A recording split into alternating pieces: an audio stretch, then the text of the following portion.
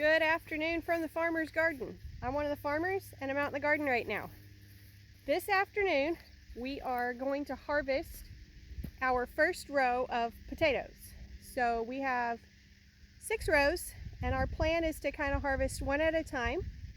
So these first ones that we harvest may be on the smaller end compared to what we get in a few weeks. But our thought is if we do it this way, we don't have as many to try to store, and it lets some of them keep growing longer. So haven't decided which row we'll start with, if we'll just start here or if we'll pick one that's already kind of dying back. I actually think our 3rd row here might be where I would choose to start. But anyways, we'll start that. And then we have beets to pull, and probably turnips are just going to come on out and we'll take them to market one more week, and then that will be the end of them. It looks like we've got onions to check. So lots of work to get done. We're going to be starting here. So like I say, this row is still looking like it's growing good. This one does to me. I would choose this row. Brandon, what are you thinking? Yeah, that's one I was thinking. I think we'll start with this one. So what we'll do is we'll go in and physically pull the plants. Any of the potatoes that come up with that, the kids are going to go behind us and start picking those potatoes up. And then Brandon's going to come in with the tractor with a sweep dug way deep, so it's hopefully going to go under those, and it will pull up those plants, lay it open, and let us gather them up off the ground. That is the plan. Now these were just healed or dirt thrown back on them the other day, so that means the potatoes are going to be super deep right now. But anyways, that's the plan. All right, so the first row we've gone through and just picked up the just the plants, and this is what we have started gathering. These are actually, oh, it is really glary, I can't see that. Okay, these are really big and really pretty, and we've actually got quite a few just from pulling the plant. I'm going to show you just briefly. This is what we're doing. We are reaching in and we are pulling the plant. Okay, so most of them were just getting roots like that. But then some of them were opening it up and finding the potatoes. So Brandon's about to get the tractor in just a minute and actually dig those. And sounds like Pappy's going to get us some popsicles for the kids. So that's what's happening now. Okie doke. Brandon has been through on the tractor while I was picking beets and onions and such.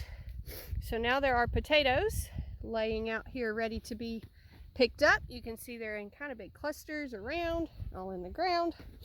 And so actually really happy with these this year. They're looking great. And like I say, as we go through the season and start other rows, which hopefully we'll kind of pick one row a week or something along those lines. Holy smokes. We've hit the mother load, guys. Look at all of these potatoes. And look at all of my eager helpers down here.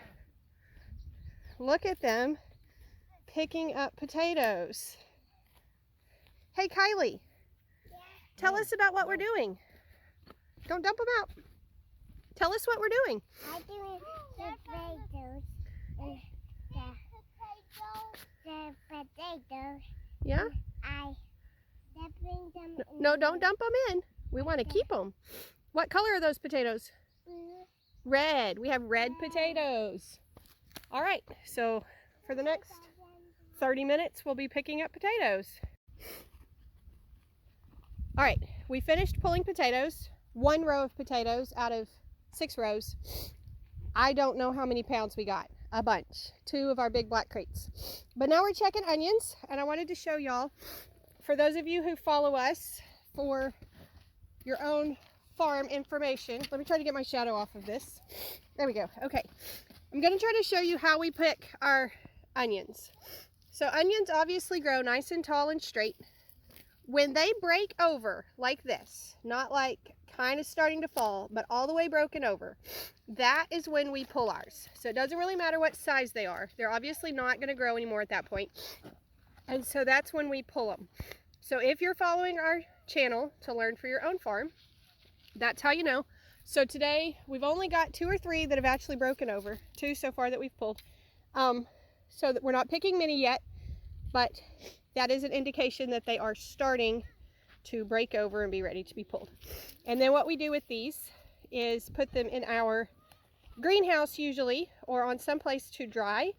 And then once they're good and dry, we can break off those tops. Another option, if you're keeping them all for yourself, would be to braid those tops together and hang them to dry, and then they'll store that way as well.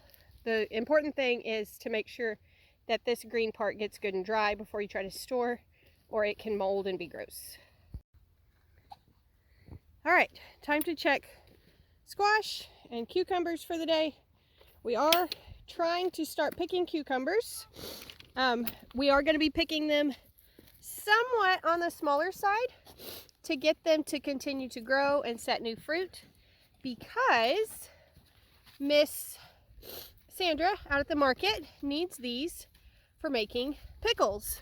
So if we can get her enough for her to start making her pickles, that would be very helpful to her, and it will also help our plants to get some of these off of here so that they can set new fruit and continue to grow. So that's what we're doing now, is picking pickles and checking squash, which I would show you. Hey guys, scoot over so I can show the squash.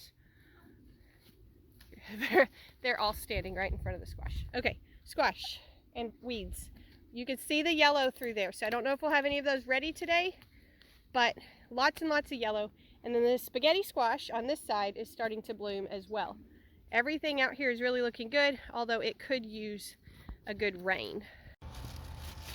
All right, we are back home now with our potatoes, and we're getting them weighed out and bagged up for market. These actually came out really pretty this year. There's a few of them that are kind of scuffed. That happens, but they're good size and they're nice potatoes. So we are packaging them up, weighing them out, I should say, into 5 pounds. And then we have our bags. These are just the bags that we use for our frozen peas, but we've gone in and punched holes so that the potatoes can breathe. You don't want them in there and without air moving around them. And we're just bagging them up in 5-pound bags. So far we have 10 bags just out of the first crate, and we'll probably end up with probably 12, because some of those little ones we won't keep. So probably 12 bags of potatoes out of that first box, and then we'll do the whole other box. But these will just go into the cooler and head to market with us tomorrow. And then once these start to sell down, we'll harvest another row. At some point we'll have to just finish harvesting them and not leave them in the ground, but for right now that's going to work pretty good to just let some keep growing while these are selling. Yummy.